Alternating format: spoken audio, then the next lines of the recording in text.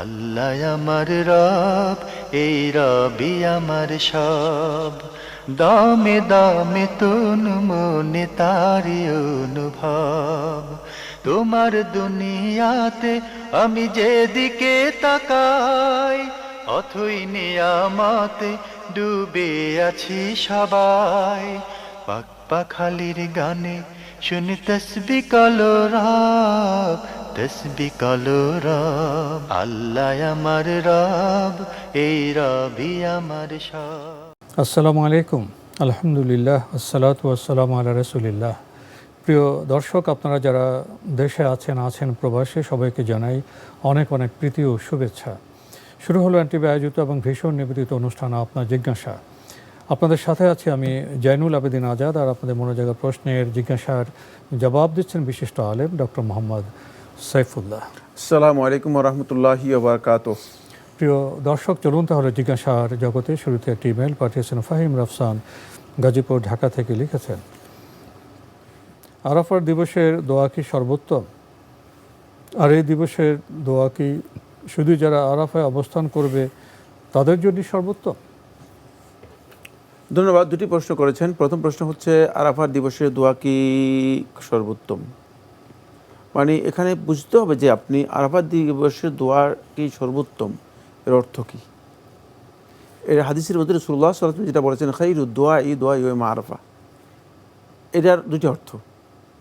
একটা অর্থ হচ্ছে মানে আরাফার দিন দোয়া করাটা, এটা উত্তম দোয়া, সর্বোত্তম দোয়া, এটা অর্থ।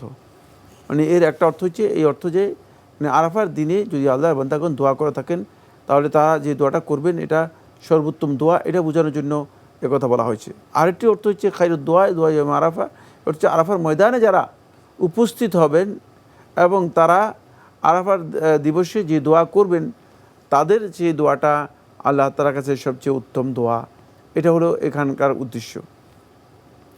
আর এই দোয়াটা কি শুধুমাত্র যারা মওকিফ আরাফার ময়দানে উপস্থিত হবে তাদের জন্য, নাকি অন্যরা করতে পারবে? এই নিয়ে আলেমদের মধ্যে ইখতিলাফ রয়েছে। বিশুদ্ধ বক্তব্য হচ্ছে এটি সকলের জন্য সর্বোত্তম দোয়া।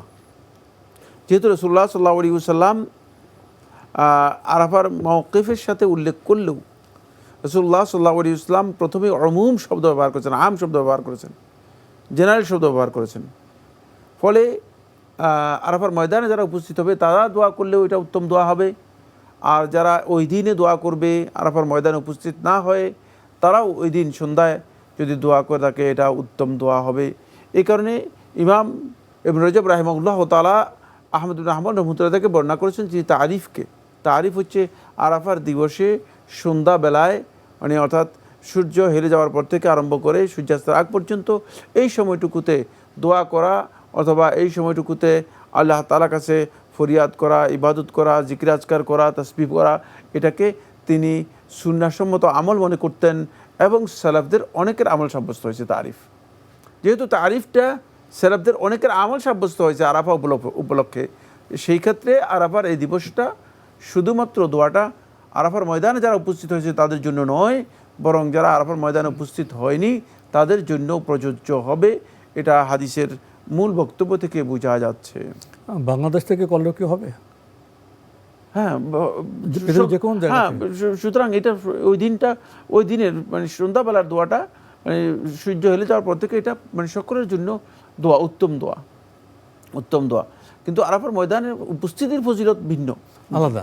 জি, আমরা জানলাম বিষয়টি সম্পর্কে। প্রিয় দর্শক, আরও লিখেছেন, সালাতরত ব্যক্তির সামনে দিয়ে অতিক্রম করার ব্যাপারে যে নিষেধাজ্ঞা রয়েছে তা কি সিজদার জায়গার ভিতর দিয়ে অতিক্রম করার ব্যাপারে নিষেধাজ্ঞা?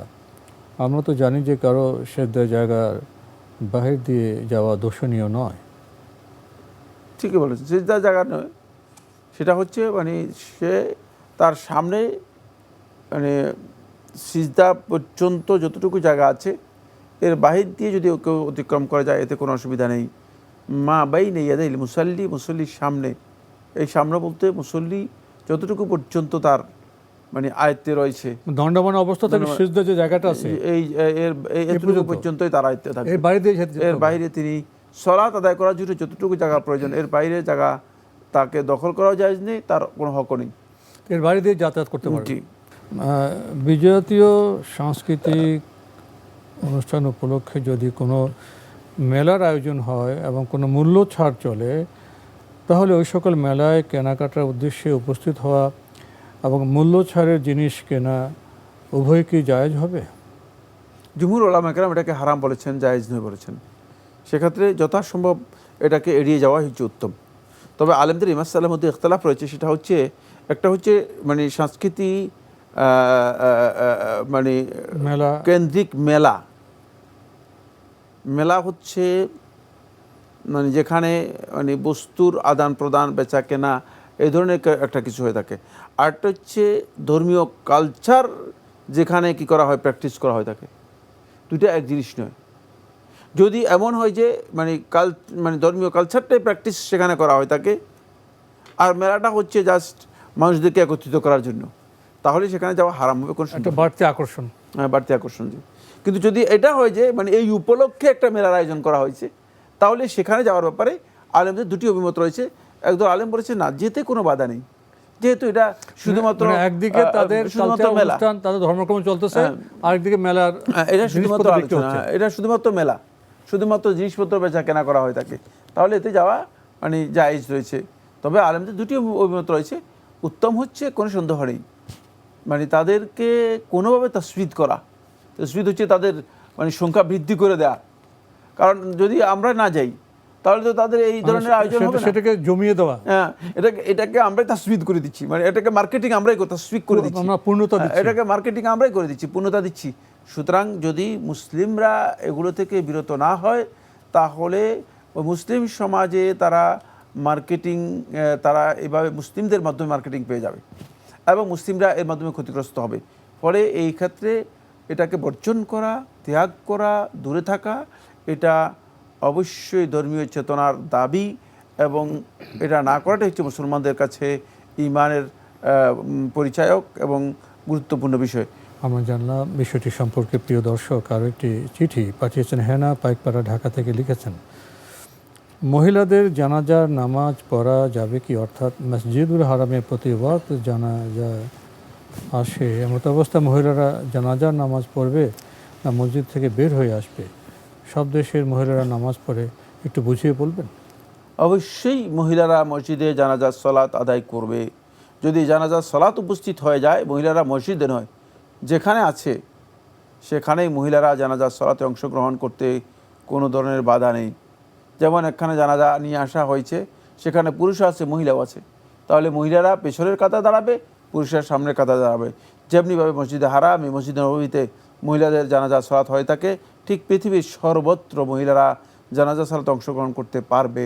কিন্তু মহিলারা জানাজার সালাতের জন্য ঘর থেকে বের হয়ে কোথাও সফর করে যেতে পারবে না।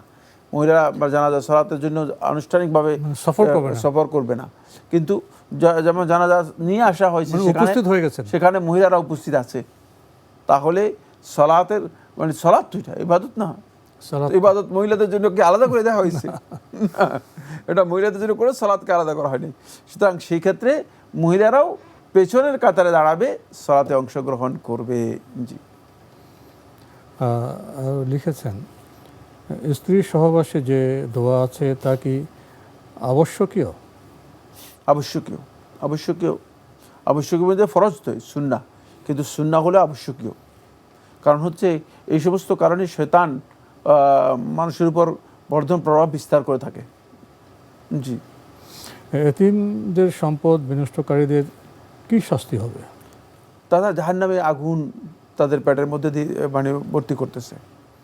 আল্লাহ তাআলা বলছে, ওয়ালা ইয়াকুলুনা ইল্লা নারা ওয়া ইয়াকুলুনা সাঈরা, তারা আগুন নিজেদের পেটের মধ্যে ভরছে।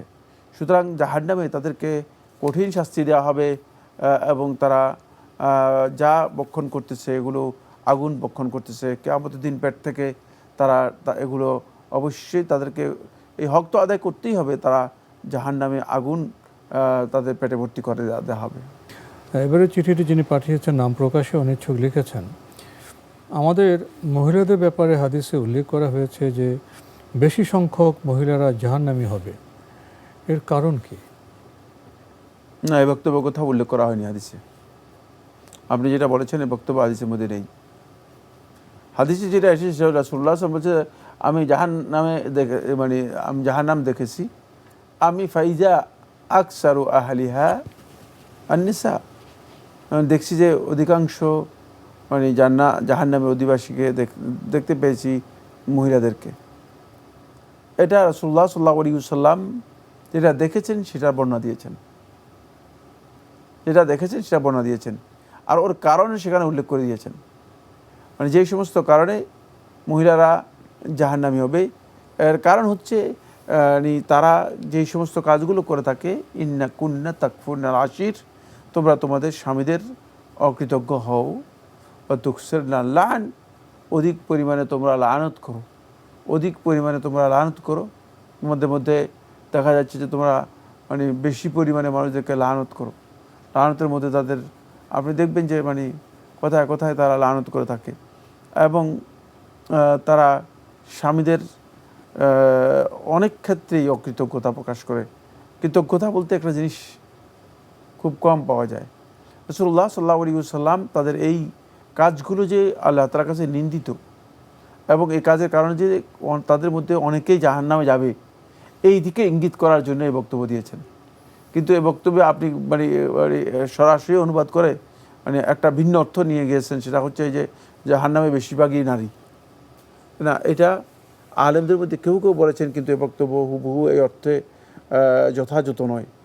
মানে বেশিরভাগ ওই কারণে জাহান্নামী হবে মানে কারণটা নারীরা। উল্লেখ করেছে, কারণগুলো উল্লেখ করে অকৃতজ্ঞতা এবং মানুষকে যে অভিশাপ দেওয়া, লানত করা, এগুলো এটা উল্লেখ করেছেন রাসূলুল্লাহ সাল্লাল্লাহু আলাইহি ওয়াসাল্লাম। ফলে এই কারণে অধিকাংশ নারীগণ তারা কি হবে, জাহান্নামে যাবে। সুতরাং এগুলো থেকে সতর্ক করার জন্য রাসূলুল্লাহ সাল্লাল্লাহু আলাইহি ওয়াসাল্লাম কথা বলেছেন, কারণ হবে জাহান্নামে যাওয়ার বেশিরভাগ। জি। আমরা জানলাম বিষয়টি সম্পর্কে। প্রিয় দর্শক আরও লিখেছেন, কাজ করার প্রয়োজনে আমাদের বাইরে মাহরাম ছাড়া পুরুষদের সাথে মুখ খোলা রেখে কাজ করতে হয়, এ ব্যাপারে শরীয়তের হুকুম কি? সম্পূর্ণ হারাম, এবং এই তো ফিতনার কারণ। সুতরাং এই সমস্ত ফিতনা থেকে নিজেদেরকে হেফাজত করার জন্য চেষ্টা করুন, এটা সম্পূর্ণ হারাম। ফিতনা এই জন্য আসলে আপনি যদি মানে নিজের মুখটাকে আপনি কী মনে করেন, এটা সৌন্দর্য নয়? অবশ্যই সৌন্দর্য। মুখের সৌন্দর্যের উপর বিবেচনা করেই তো আসলে নারীদের সৌন্দর্যকে বিবেচনা করা হয়ে থাকে। এখন আপনি যদি আপনি মুখ খুলে নারী মানে অন্য পুরুষের সাথে কথাবার্তা বলেন, অন্য পুরুষের সাথে বিভিন্ন বিষয় মানে আদান প্রদান করে লেনদেন করেন, তাহলে আপনার এই সৌন্দর্যের কারণে মানে অন্যরা ফিতনার মধ্যে নিমজ্জিত হবে। এর গুনাহটা কে নেবে? গুনাহটা কে নেবে? কাজটা কে করেছে? কাজটা করেছেন তো আপনি। গুনাহটা কি অন্য কেউ নেবে? অন্য কেউ এই গুনাহ নেবে না। আপনাকে এর পরিপূর্ণ গুনাহ আপনাকে বহন করতে হবে, এবং এই পরিপূর্ণ গুনাহ আপনাকে বহন করতে হবে। কিয়ামতের দিন আপনি উত্থিত হবেন, কঠিন অবস্থায় উত্থিত হবেন। সেটা হচ্ছে এই যে আপনি ফিতনার কারণে, আপনি জানেন না, মানে আপনি ফিতনা সৃষ্টি করার কারণে যারা ক্ষতিগ্রস্ত হয়েছে তাদের সকলের গুনাহ হয়তো আপনাকে আপনার মাথার উপর বা আপনার আমলনামার মধ্যে সেগুলো যুক্ত করে দেওয়া হবে। আমরা জানলাম বিষয়টি সম্পর্কে। প্রিয় দর্শক আরও একটি ইমেল পাঠিয়েছেন ফারহান ইসলাম, লিখেছেন, তাকদীরের বিষয়ে আল্লাহ যেটা লিখে রেখেছেন সেটাই করছি, নাকি আমরা যেটা করব সেটা আল্লাহ জানেন তাই তিনি লিখে রেখেছেন? কোনটা সঠিক, দয়া করে জানাবেন। এই দুই বক্তব্যের মধ্যে কোনো পার্থক্য আছে কিনা একটু আপনারা পার্থক্য করে দেন তো আমাকে। দুই বক্তব্যের মধ্যে কি কোনো পার্থক্য আছে? তো আল্লাহ যেটা লিখেছেন জানে, সেটা লিখে রেখেছেন, এবং আমাদের জন্য ভবিষ্যৎ আছে। আল্লাহ যদি ভবিষ্যৎ উনি সব তো দেখেন, মানে আল্লাহ একটা জিনিস লিখে রেখেছেন বলে আমি সেটা করছি না, করেছি সেটা আল্লাহ জানেন লিখে রেখেছেন। যে আল্লাহ রাব্বুল আলামিন লিখে রেখেছেন, তো জানেন তো আমি কি কি করব। তো আল্লাহ রাব্বুল আলামিন যেহেতু লিখে রেখেছেন, সুতরাং এটা আল্লাহ তাআলা লিখা, এবং আল্লাহ রাব্বুল আলামিন জানেন। আল্লাহ তাআলার ইলমটা হচ্ছে আগে, তারপরে লেখাটা হচ্ছে পরে। আল্লাহ রাব্বুল আলামিন জানেন, তারপরে লিখে রেখেছেন, কোনো সন্দেহ নেই। সুতরাং এটাকে মানে আপনি যেভাবে মানে উল্লেখ করেছেন মনে হচ্ছে বিরাট কোনো পার্থক্য আছে। কোনো পার্থক্য নেই। এটা একটা মানে আপনি একটা মানে মন গড়া একটা মানে জিনিস তৈরি করেছেন, মন গড়া একটা জিনিস তৈরি করেছেন, যেটা আপনার প্রবৃত্তির বক্তব্য। তাকদীরের ব্যাপারে ওলামায়ে কেরাম যে মারাতেবগুলো উল্লেখ করেছেন, তার মধ্যে প্রথম মার্তাবা হচ্ছে একটাই, সেটা হচ্ছে মানে ইলমুল্লাহি আযজা ওয়া জাল। আগে আল্লাহ তাআলা জানেন সব কিছু, তারপরে হচ্ছে আল কিতাবা, আল্লাহ রাব্বুল আলামিন তারপরে লিখেছেন। তো আল্লাহ রাব্বুল আলামিন বান্দার সব কিছু জানেন, এই জন্য আল্লাহ সুবহানাহু ওয়া তাআলা লিখেছেন। সুতরাং লিখার কারণেই তো আমরা করতেছি, কোনো সন্দেহ নেই। অনেকে যে বলেন যে আল্লাহ লিখছেন বলে তো আমি খারাপ কাজ করতেছি, ব্যাপার তা না। তুমি খারাপ কাজ করবে আল্লাহ জানেন, সেজন্য লিখে রেখেছেন। আল্লাহ রাব্বুল আলামিন জানেন সব কিছুই, সব কিছুই আল্লাহ রাব্বুল আলামিন জানেন। মানে আমি কি আল্লাহ তাআলা লেখাকে দেখেছি? আমি কোথা থেকে বলতেছি এটা? আল্লাহ রাব্বুল আলামিন কি লিখছেন কি আমার সম্পর্কে আমি জানি? এটা তো আল্লাহ তাআলার উপর একটা অপবাদ দেওয়া ছাড়া আর কিছুই না।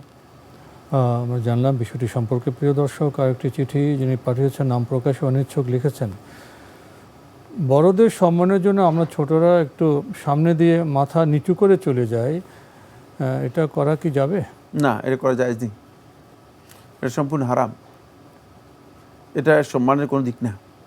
এই সম্মান আমরা কোত্থেকে আবিষ্কার করেছি, আমাদেরকে মাদ্রাসাগুলোতে শিখাচ্ছে, মানে কি শিখাচ্ছে তাও জানে না। কোনো অবস্থাতেই কোনো ব্যক্তির সামনে রুকু করা হারাম। রুকু ইবাদত, সিজদা ইবাদত। আপনি একজন ব্যক্তিকে দেখলে তাকে সম্মান করবেন, স্বাভাবিক সম্মানের যে পদ্ধতি আছে, কিন্তু তার সামনে রুকু করবেন কি কারণে রুকু করবেন? আমরা সালাম দিলাম, কথা বলার মাধ্যমে তো সম্মান হ্যাঁ, প্রকাশ হবে। সম্মান যেটা ইসলাম অনুমোদন দিয়েছে সেটা সম্মান, আর যেটা ইসলাম অনুমোদন দেয় নাই, অতিরিক্ত করেছেন, সেটা সম্মান নয়, বরং সম্মানের নামে আপনি মানে তার ইবাদত শুরু করে দিয়েছেন, বাড়াবাড়ি হচ্ছে। বাড়াবাড়ি শুরু করছেন। ইবাদত এবং বাড়াবাড়ি কোনটাই জায়েজ নেই। জি, আমরা জানলাম বিষয়টি সম্পর্কে। প্রিয় দর্শক আরও লিখেছেন, এই দেশে সরকারি চাকরি থেকে অবসর হওয়ার পর যে পেনশনের টাকা পাওয়া যায় তা নেওয়া কি জায়েজ? কোরআন ও হাদিসের আলোকে জানাবেন।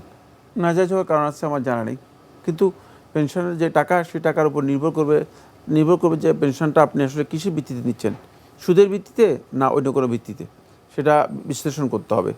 মানে শুধুমাত্র এই কথা বললেই যথেষ্ট হবে না। জি, যদি সুদের ভিত্তিতে হয়, সুদি টাকা হয় তাকে, এর মধ্যে যদি সুদ যুক্ত হয় তাকে, সুদকে অবশ্যই আপনাকে বের করে নিতে হবে, অর্থাৎ সুদ আপনার মালিকানায় আসবে না, সেই সুদটা আপনি জনকল্যাণমূলক কাজে ব্যবহার করতে পারবেন। আমরা জানলাম বিষয়টি সম্পর্কে। প্রিয় দর্শক আরও লিখেছেন, গত 1.5 বছর আগে আমার বিয়ে হয়, আমি 2 মাস আগে এই দেশে এসেছি, এখন আমার স্বামীকে ভালো লাগে না, কি করব? আমার কারোর সাথে বিয়ের আগেও পরেও কোনো সম্পর্ক ছিল না, এখন আমি কি করব? বেশি বেশি করে ইস্তেগফার করবেন, বেশি বেশি করে আল্লাহ তাআলার কাছে ইস্তেগফার পড়েন, ক্ষমা প্রার্থনা করেন এবং আল্লাহ তাআলা সাহায্য কামনা করেন। আল্লাহ তাআলা সাহায্য কামনা করেন। স্বামীকে ভালো না লাগার কারণ কি, সেটাও তো আপনার মানে উল্লেখ করেন নাই। মানে স্বামীর কোনো ত্রুটি বা কোনো কিছু, সেটা যদি থাকে ভিন্ন বিষয়, তবে বেশি বেশি করে ইস্তেগফার। শয়তান হয়তো আপনাকে এই ক্ষেত্রে প্রতারিত করছে। সেক্ষেত্রে স্বামীকে মানে স্বামীর প্রতি ভালোবাসা, স্বামীর প্রতি দয়া ইত্যাদি যদি সৃষ্টি না হয় থাকে, আল্লাহ তাআলার কাছে অধিক পরিমাণে আশ্রয় প্রার্থনা করুন এবং অধিক পরিমাণে ইস্তেগফার করুন। আরও লিখেছেন, আমি গত নভেম্বরে কিছু টাকা ফিক্সড ডিপোজিট করেছি বাংলাদেশ ইসলামী ব্যাংকে, আমাকে কি এই বছরের জাকাত দিতে হবে? আমি সাধারণত প্রতি রোজায় জাকাত দিই, এই রোজাতেও এই টাকা 1 বছর সময়কাল পার হবে না, সেক্ষেত্রে এই টাকা জাকাত কখন দেব? রোজাই দিতে পারেন আপনি, যেহেতু প্রতি বছর রোজাতে দেন, আপনি রোজাতে হয়তো কিছু পার্থক্য হবে, অল্প কিছু পার্থক্য হবে, এতে কোনো অসুবিধা নেই। আপনি রমজানেই যে ওই আপনার যে হিসাব, সেই হিসাবের মানে ক্যালেন্ডারটা ঠিক রেখে রমজানে আপনি কী করেন, টাকাটা আদায় করে দেন। এতে অল্প কিছু টাকা বেশি আদায় করলেও মানে আপনার কোনো অসুবিধা নেই, সেগুলো সদকা হিসেবে আদায় হয়ে যাবে, সদকা হিসেবে আদায় হয়ে যাবে। আর সেটাকে যদি আপনি অ্যাডভান্স জাকাত হিসেবেও সংযুক্ত করতে পারেন, কিন্তু দরকার নেই, অল্প কিছু টাকা হয়তো এর মধ্যে পার্থক্য হবে, সেটা আল্লাহ তাআলার জন্য যদি আদায় করে দেন, এটা উত্তম। আরও লিখেছেন, একজন নন মুসলিমের জন্য কি দোয়া করা যায়? হেদায়েতের দোয়া। নন মুসলিম ব্যক্তির জন্য আল্লাহর বান্দাগণ দোয়া করবে। দোয়া করাটা নন মুসলিমদের জন্য খুবই গুরুত্বপূর্ণ। ওয়াদুআউল কুফারে মাতলুব, কাফেরদের জন্য দোয়া করা, তারা যেন হেদায়েত লাভ করে, এর জন্য দোয়াটাকে মাতলুব। এটা মানে মানে ইসলামী শরীয়তের অন্যতম একটি ডিমান্ড। এই ডিমান্ডটা এই জন্য কারণ হলো মানে রাসূলুল্লাহ সাল্লাল্লাহু আলাইহি ওয়াসাল্লাম দোয়া করেছেন, আল্লাহ রাসূলের কাছে আসলেন, এসে বললেন, ইয়া রাসূলুল্লাহ উদু আলা দাউস, আপনি দাউস গোত্রের বিরুদ্ধে, এরা তো আমাদেরকে মানে কষ্ট দিচ্ছে, আপনি এদের বিরুদ্ধে কি করেন? বদদোয়া করেন। এরা উল্টাপাল্টা করতেছে, এরা বদদোয়া করে দেন। তো রাসূলুল্লাহ সাল্লাল্লাহু আলাইহি ওয়াসাল্লামের কাছে এটা বললেন। রাসূল সাল্লাল্লাহু আলাইহি ওয়াসাল্লাম তো বদদোয়া করতে পারেন না। রাসূলুল্লাহ সাল্লাল্লাহু আলাইহি ওয়াসাল্লাম আল্লাহ তাআলাকে আল্লাহুম্মা ইহদি দাউসান, হে আল্লাহ আপনি দাউসকে হেদায়েত দেন। রাসূলুল্লাহ সাল্লাল্লাহু আলাইহি ওয়াসাল্লাম তাদের জন্য দোয়া করলেন। 1 বছর পর তারা সবাই ইসলাম গ্রহণ করে আসলো। 1 বছর পর সবাই ইসলাম গ্রহণ করে আল্লাহ রাসূলের কাছে আসলো। তাহলে এই যে বক্তব্যটা মানে ছোট করে দেখার কোনো কিছুই নেই। আমরা দোয়া করতে হবে।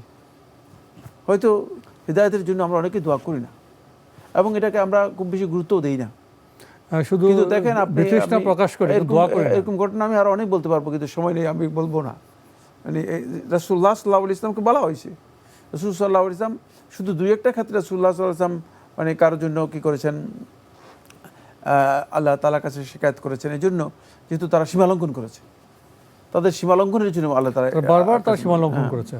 কিন্তু আল্লাহ রাসূল সাল্লাল্লাহু আলাইহি ওয়াসাল্লাম বেশিরভাগ ক্ষেত্রেই সাকিফের জন্য দোয়া করেছেন, যারা আল্লাহ রাসূল সাল্লাল্লাহু আলাইহি ওয়াসাল্লামকে পাথর মেরে একেবারে রক্তাক্ত করে দিয়েছে। তায়েফের সাকিফ গোত্রের জন্য দোয়া করেছেন, তারা পরবর্তী সময় ইসলাম গ্রহণ করেছে। হুনাইনের পরে তারা সবাই ইসলাম গ্রহণ করেছে। তাহলে সুতরাং ইসলাম গ্রহণ করার জন্য দোয়া করাটা মতলুব, এটা ইসলামী শরীয়তের মধ্যে এটা একটা শরীয়তের ডিমান্ড। কাফেরদের জন্য আমরা দোয়া করব, হেদায়েতের জন্য দোয়া করব, তবে কাফেরদের জন্য ওই ধরনের দোয়া করা জায়েজ নেই। মাগফিরাতের দোয়া করা জায়েজ নেই, জান্নাতের দোয়া করা জায়েজ নেই, কাফেরদের জন্য নাজাতের দোয়া করা জায়েজ নেই, আমরা তাদের জন্য হেদায়েতের দোয়া করতে পারবো। হেদায়েতের দোয়া করা জায়েজ। তো আজকে আমাদের এখানে, তবে মৃত্যুর পরে আর কাফেরদের জন্য দোয়া করা জায়েজ নেই। জি, আমরা আজকে সময়ের কারণে এখানে শেষ করতে হচ্ছে। আপনাকে অনেক ধন্যবাদ। আপনাকে অশেষ ধন্যবাদ। প্রিয় দর্শক, আমরা দেখছিলাম এনটিভি আয়োজিত এবং ভীষণ নিবেদিত অনুষ্ঠান আপনার জিজ্ঞাসা। আমাদের এই অনুষ্ঠান আপনারা এনটিভি অনলাইনেও দেখতে পারবেন। ভিজিট করুন www.ntbpd.com। এছাড়া ইউটিউবে এবং আমাদের ভেরিফাইড ফেসবুক পেজে অনুষ্ঠান দেখতে পারবেন। শেষের প্রশ্ন আমরা জানলাম, আমরা যারা অমুসলিম আছেন তাদেরও হেদায়েতের জন্য দোয়া করতে পারি। সবাই হেদায়েতপ্রাপ্ত হলে তো আমাদের সমাজ এবং দেশ আরও সুন্দর হবে। চিঠি লিখুন, প্রশ্ন পাঠান আমাদের ঠিকানায়। পরিচালক আপনার জিজ্ঞাসা, এনটিভি, বিএসসি ভবন, 7ম তলা, 102 কাজী নজরুল ইসলাম এভিনিউ, কারওয়ান বাজার, ঢাকা 1215। ইমেল অ্যাড্রেস আপনার জিজ্ঞাসা @ntbpd.com। মহান আল্লাহ আমাদের সবাইকে নিরাপদে রাখুন শান্তিতে। আসসালামু আলাইকুম। আল্লাহ আমার রব, এই রবি আমার সব, দামে দামে তুন মনে তারি অনুভব। তোমার দুনিয়াতে আমি যেদিকে তাকাই, অথই নিয়ামতে ডুবে আছি সবাই। পাক পাখালির গানে শুনি তসবি কলরব, তসবি কলরব। আল্লাহ আমার রব, এই রবি আমার।